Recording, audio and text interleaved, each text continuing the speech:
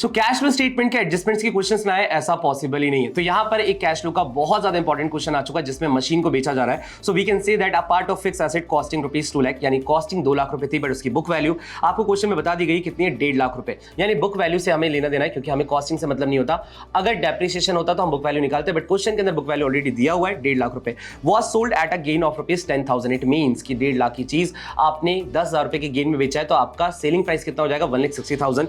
So how will it affect the cash flow statement? तो basically हम यहाँ पे बोलेंगे कि 1,60,000 रुपए में आपने बेचा होगा तो 1,60,000 रुपए आपके पास आए होंगे, तो ये रिकॉर्ड होगा इनफ्लो की तरह, ये रिकॉर्ड होगा इनफ्लो ऑफ कैश की तरह। और कहां पर? इन्वेस्टिंग एक्टिविटी में। और जो हमारा गेन रिकॉर्ड हो रहा है 10,000 रुपए का गेन है, gain on sale of fix asset, वो कहां पे जाएगा? तो वो ऑपरेटिंग में जाकर के लेस हो जाता है। सो इनफ्लो 160 इन्वेस्टिंग एंड ऐड, तो भैया इनफ्लो 160 एंड लेस, तो अपना ऑप्शन बनेगा बी, क्योंकि हम यहाँ पे क्लियरली ये चीज जानते हैं कि जो गेन होता है वो गेन हमें operating profit before working capital changes निकालते टाइम माइनस करना होता है। तो इसका करेक्ट आंसर होगा option B is the correct answer. So बच्चा इसी तरह के क्वेश्चंस की प्रैक्टिस करने के लिए आप हमारे चैनल को फॉलो करें।